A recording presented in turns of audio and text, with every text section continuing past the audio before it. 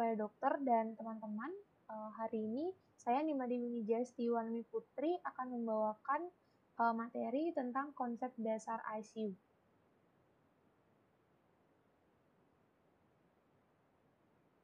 Baik, mulai dari pendahuluan. ICU itu merupakan suatu bagian dari rumah sakit yang mana di dalamnya terdapat staf dan perlengkapan khusus yang tujuannya adalah untuk observasi perawatan dan terapi pasien untuk penyakit-penyakit cedera atau penyulit. Tujuannya adalah terutama untuk merawat pasien-pasien yang mengancam nyawa atau potensial mengancam nyawa dengan prognosis yang dubiah. Untuk tipe ICU sendiri dapat dilihat pada slide. Itu ada beberapa tipe. Yang pertama General ICU, Cardiac ICU, Respiratory ICU, Medical ICU, lalu ada Brain ICU, Burn ICU, Renal ICU, serta NICU dan juga PICU. Untuk ruang lingkupnya sendiri, ICU ini memiliki ruang lingkup secara umum ada 4, yang mana yang pertama itu diagnosis dan penata laksanaan, yang kedua memberi bantuan dan mengambil alih fungsi vital tubuh, yang ketiga pemantauan fungsi vital tubuh dan komplikasi, yang keempat memberikan bantuan psikologis pasien dan keluarga. Jadi sebelum pasien masuk ke ICU atau IRI, pasien dan atau keluarganya harus mendapatkan penjelasan secara lengkap terlebih dahulu mengenai dasar pertimbangan mengapa pasien harus mendapat perawatan di ICU, serta tindakan kedokteran yang mungkin selama pasien dirawat di ICU akan dilaksanakan. Jadi persetujuan ini akan ditandatangani oleh keluarga ataupun pasien sendiri di formulir informed consent. Pada keadaan sarana dan prasarana ICU yang terbatas pada kondisi suatu rumah sakit, jadi mekanisme prioritas berdasarkan kondisi medik itu diterapkan untuk memasukkan pasien ke dalam ICU. Baik, selanjutnya kemampuan minimal ICU. Jadi kemampuan minimal ICU ICU itu dapat menangani yang pertama resusitasi jantung paru atau CPR, lalu yang kedua pengelolaan jalan nafas termasuk intubasi trakeal dan penggunaan ventilator, yang ketiga terapi oksigen, lalu pemantauan EKG yang kontinu, pemasangan alat pacu jantung dalam keadaan gawat, lalu pemberian nutrisi enteral dan parenteral. Ketujuh, pemeriksaan laboratorium khusus dengan cepat dan menyeluruh. Kedelapan, pemakaian infus pump atau syringe pump untuk terapi secara titrasi. Yang 9, kemampuan melakukan teknik khusus sesuai dengan keadaan pasien. Yang 10, memberikan bantuan fungsi vital dengan alat-alat portable selama transportasi pasien gawat. Selanjutnya, klasifikasi pelayanan ICU. Klasifikasinya dibagi menjadi 3, ada yang pelayanan ICU primer, ICU sekunder, dan pelayanan ICU tersier. Jadi kalau yang pelayanan ICU primer, yang standar minimal, itu suatu ICU itu mampu melakukan resusitasi dan memberikan ventilasi bantu kurang dari 24 jam, serta mampu melakukan pemantauan jantung pada pasien. Sedangkan pelayanan ICU sekunder atau menengah itu mampu memberikan ventilasi bantu lebih lama, melakukan bantuan hidup lain tetapi tidak terlalu kompleks. Dan untuk pelayanan ICU tertinggi yaitu tersier, itu mampu melaksanakan semua aspek perawatan atau terapi intensif. Adapun indikasi pasien masuk itu dibagi menjadi beberapa bagian atau beberapa prioritas. Yang pertama itu prioritas pertama pada pasien sakit kritis, kondisi tidak stabil yang memerlukan terapi intensif dengan bantuan alat ventilasi, pemantauan ketat dan obat-obatan vasoaktif yang kontinu yang tidak bisa dilakukan di ruang rawat inap lain. Misalnya pasien bedah kardiotorasik atau pasien septic shock. Selanjutnya, pasien prioritas kedua, yaitu pasien yang memerlukan pelayanan pemantauan canggih dari ICU. Jenis pasien ini termasuk kategori berisiko sehingga memerlukan terapi intensif segera. Pemantauan intensif menggunakan metode tertentu seperti kateter arteri pulmonal pada penyakit dasar jantung, paru atau ginjal akut, dan berat atau yang telah mengalami pembedahan mayor. Jadi prioritas kedua ini tidak memiliki keterbatasan terapi yang didapat karena kondisi umumnya sewaktu-waktu masih dapat berubah. Berbeda dengan prioritas pertama tadi yang memiliki keterbatasan terapi. Selanjutnya itu prioritas ketiga, yaitu pasien ini memiliki sakit kritis yang dan tidak stabil, di mana status kesehatan sebelumnya, penyakit yang mendasarinya atau penyakit akutnya, baik masing-masing atau kombinasinya, sangat mengurangi kemungkinan kesembuhan dan atau mendapatkan manfaat dari terapi ICU. Contoh penyakitnya seperti keganasan metastatik disertai penyulit infeksi perikardial tamponade, atau sumbatan jalan napas, atau menderita penyakit jantung paru terminal disertai komplikasi penyakit akut berat. Nah, pasien prioritas ketiga mungkin mendapat terapi intensif untuk mengatasi penyakit akut, tetapi usaha terapi mungkin tidak sampai melakukan intubasi dan RJP. Lalu pasien prioritas keempat, yaitu pasien yang secara umum tidak perlu masuk ke ICU, tidak banyak keuntungannya dirawat di ICU juga. Contoh, pasien bedah vaskular perifer, hemodinamik stabil pada ketoacidosis diabeticum, gagal jantung ringan, pasien stase terminal dan irreversibel. Contohnya pada keganasan dengan metastase disertai multi-organ failure. Nah, pasien-pasien yang tidak memiliki kriteria masuk ICU sebagai berikut. Yang pertama, pasien yang telah dipastikan mengalami brain death dan dimasukkan ke ICU itu bila mereka potensial donor organ, tetapi hanya untuk tujuan menunjang fungsi-fungsi organ sementara menunggu donasi organ. Pasien-pasien yang kompeten tetapi menolak terapi tunjangan hidup yang agresif dan hanya demi perawatan yang aman saja. Selanjutnya, pasien dalam keadaan vegetatif permanen. Yang keempat, pasien yang secara fisiologis stabil, yang secara statistik risikonya rendah untuk memerlukan terapi ICU.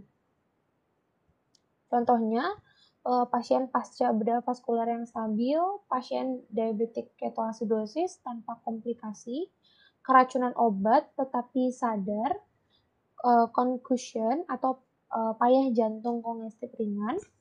Jadi pasien-pasien semacam ini lebih disukai dimasukkan ke unit intermediate untuk terapi definitif dan atau observasi. Selanjutnya, untuk perawatan ICU berdasarkan sistem organnya.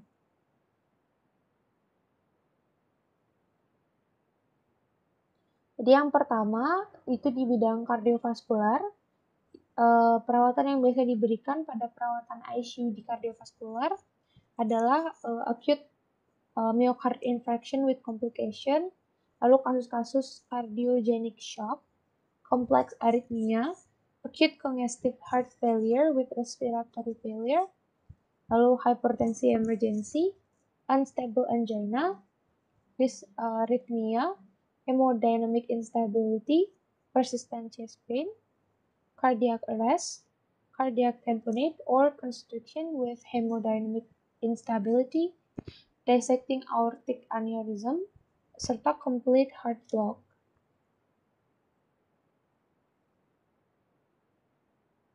Selanjutnya, pada kasus-kasus respiratori yang dirawat di ICU, yang pertama acute respiratory failure require ICU with ventilator support. Yang kedua, pulmonary emboli with hemodynamic instability. Yang ketiga, patient in an intermediate care unit who are demonstrating or respiratory deterioration. Yang keempat, massive hemoptysis. Lalu 5, respiratory failure with imminent intubation. Kalau untuk sistem saraf pusat, yang pertama pada acute stroke with altered mental status. Yang kedua, coma metabolic atau toxic or untoxic. Yang ketiga, intracranial hemorrhage with potential for herniation. Yang keempat, acute subarachnoid hemorrhage. Yang kelima, meningitis with altered mental status or respiratory compromise. Yang keenam, central nervous system or neuromuscular disorder with deteriorating pulmonary function. Lalu status epilepticus. Yang kedelapan, brain death or potentially brain death, managed while determining organ donation status. Yang 9, vasospasm. Yang 10, severe head injury. Yang untuk gastrointestinal tract, itu yang pertama, life-threatening gastrointestinal bleeding. Yang kedua, fulminant hepatic failure. Yang ketiga, severe pancreatitis. Yang keempat, esophageal perforation.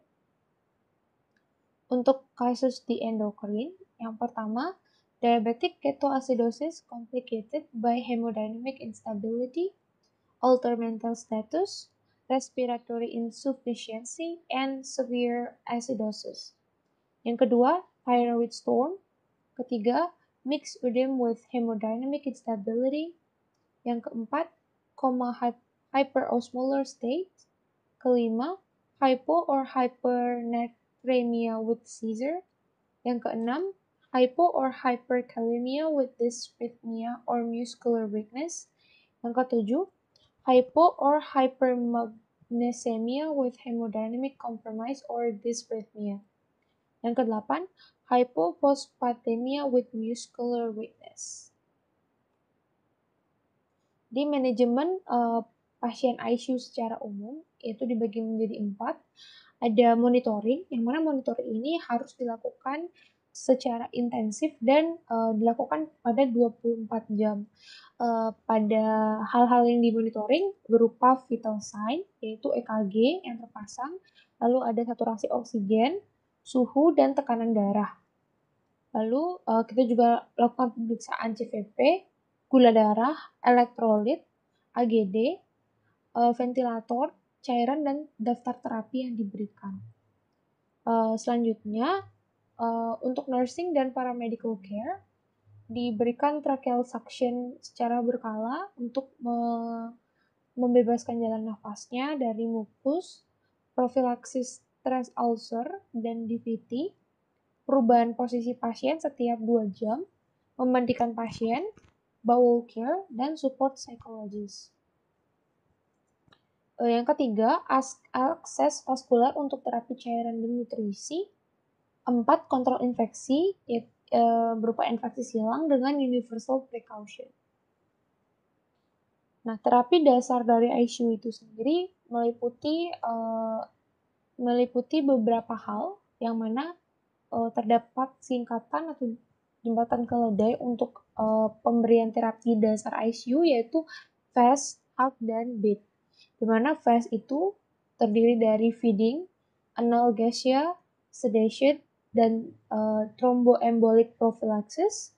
Lalu HALT itu terdiri dari head of bed elevation, lalu ulcer stress yang berupa prophylaxis, lalu glycemic control, dan S, spontaneous breathing trial. Lalu BID itu berupa bowel regimen, I, indwelling catheter removal, dan D, de-escalation of antibiotic. Yang pertama yaitu FAST, dimulai dari F, yaitu F for feeding, yaitu pemberian nutrisi yang adekuat pada pasien, entah berupa cairan infus atau terapi yang dapat diberikan per oral ataupun parenteral. Jadi malnutrisi ini menyebabkan peningkatan komplikasi dan memperburuk hasil luaran pasien secara pasien yang sakit kritis. Banyak pasien yang mengalami malnutrisi saat masuk ICU dan membutuhkan dukungan nutrisi yang memadai dan sesuai. Nah, dengan tinjauan tentunya yang ditinjau setiap hari, intake-nya sesuai dengan kebutuhan masing-masing pasien.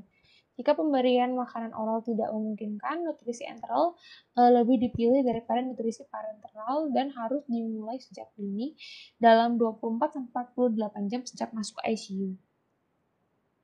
Jadi pada pasien-pasien tertentu, misalnya pasien sepsis atau pasien dengan infeksi, itu perlu diberikan terapi nutrisi yang adekuat. Selanjutnya untuk A for analgesia, nyeri itu dapat mempengaruhi pemulihan psikologis dan fisiologis pasien, dan analgetik yang memadai menjadi bagian dari integral dari manajemen perawatan intensif yang baik. Pasien sakit kritis merasakan nyeri bukan hanya karena penyakitnya, namun juga karena prosedur rutin seperti perubahan posisi, prosedur hisap lendir atau suction, dan ganti pakaian. Nyeri tidak selalu mudah dinilai pada pasien sakit kritis yang mungkin dapat mengekspresikan diri. Maka ukuran subjektif dari perilaku yang berhubungan dengan nyeri, misalnya ekspresi wajah, gerakan, dan indikator lain seperti detak jantung dan tekanan darah juga harus digunakan. Biasanya pada pasien-pasien tidak sadar kita gunakan skala nyeri yaitu BPS atau Behavioral Pain Scale, yang mana dinilai pada pasien saat pasien terintubasi dan pasien tidak terintubasi. Lalu pada indikator fisiologis misalnya detak jantung dan tekanan darah, kita dapat lihat juga apabila terdapat suatu tindakan yang dilakukan, apabila terdapat ada peningkatan detak jantung dan tekanan darah, maka kemungkinan pasien tersebut merasakan nyeri.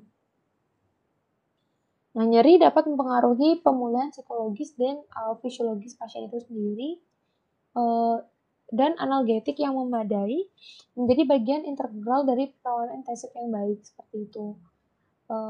Seperti penjelasan yang tadi. Nah, selanjutnya untuk sedasi, seperti halnya analgesia, sedasi itu sangat penting bagi pasien di ICU, tetapi tidak ada aturan berapa banyak dan berapa sering obat ini diberikan, dengan perhatian bahwa pemberian sedasi harus diliterasi pada individu yang diberikan.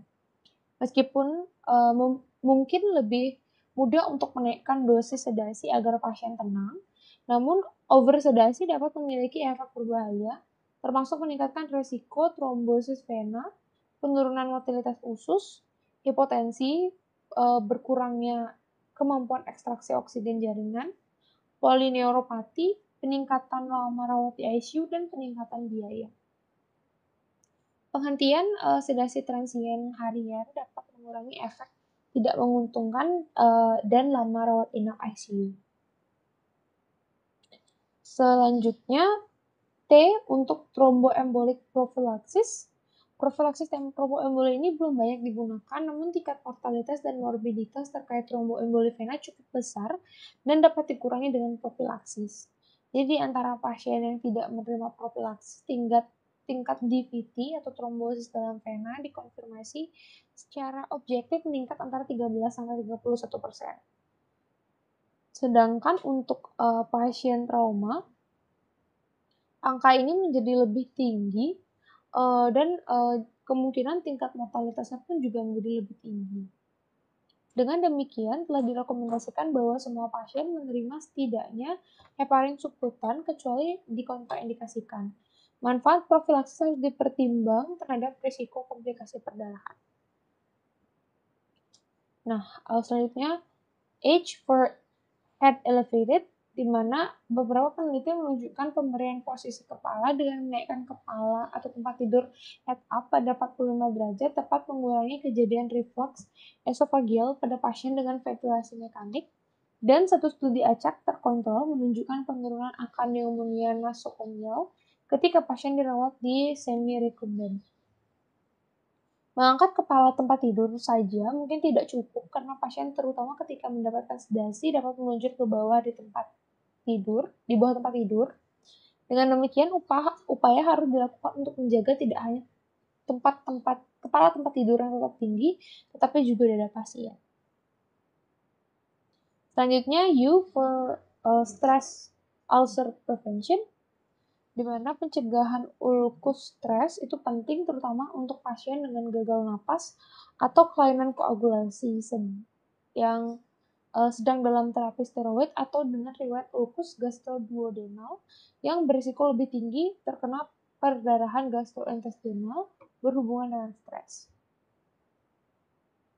Ada beberapa opsi perawatan termasuk antasida, sucralfate, antagonis H2, dan inhibitor pompa proton yang diusulkan atau PPI. Namun meskipun beberapa penelitian acak terkontrol dan meta-analisis membandingkan agen-agen ini, pengobatan yang optimal masih belum jelas. G for glucose, jadi kadar gula darah yang ketat antara range 80-110 mg per desiliter dalam penelitian oleh Van den Berg et al. Mungkin sulit untuk dipatuhi dalam perawatan pasien rutin. Tapi banyak unit sekarang bertujuan untuk menjaga kadar gula darah di bawah sekitar 150 mg per desiliter.